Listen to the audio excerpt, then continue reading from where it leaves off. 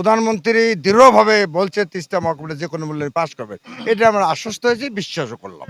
সেই জন্য আজকে তিস্তার মানুষ দীর্ঘদিন ধরে অন্ধকারে আছে, তারা হাতড়াচ্ছে।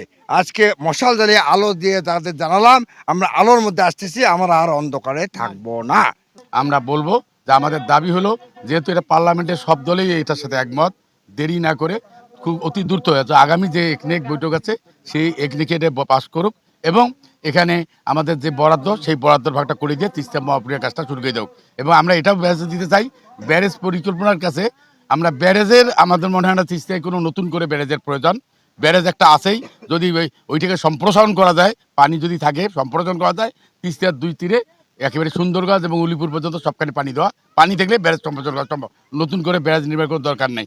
ব্যারেজ নির্মাণ করলে আমাদের যে পরিকল্পনার 3টি নৌ টার্মিনালের কথা বলা আছে, ডালিয়া থেকে কাউনিয়া এবং হরিপুর পর্যন্ত এই নতুন এই টার্মিনালগুলো বন্ধ হয়ে যাবে, নৌ চলাচলটা আমাদের দেশের বন্ধ হয়ে যাবে, বিঘ্নিত হবে। সেক্ষেত্রে আমরা বলবো নতুন করে আমরা ব্যারেজ চাচ্ছি না, আমরা তিস্তা চাচ্ছি, এবং ওই ব্যারেজটাকে যেন ভবিষ্যতে যে পানি পায় সম্প্রসারণ করা হোক, এটি আমরা চাচ্ছি।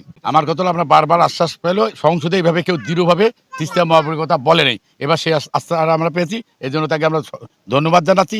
পাশাপাশি আমরা চাই, যেহেতু সবাই আমরা একমত, সেক্ষেত্রে আর দেরি না করে আমাদের একনেকে পাস করে এটা আমরা মানে আমাদের বারবার চুন খেয়ে মুখ পোড়া গেছে, আমাদের দই কেউ আর বিশ্বাস পাচ্ছি না, সেই বিশ্বাসটা তার কাছে আমরা চাচ্ছি।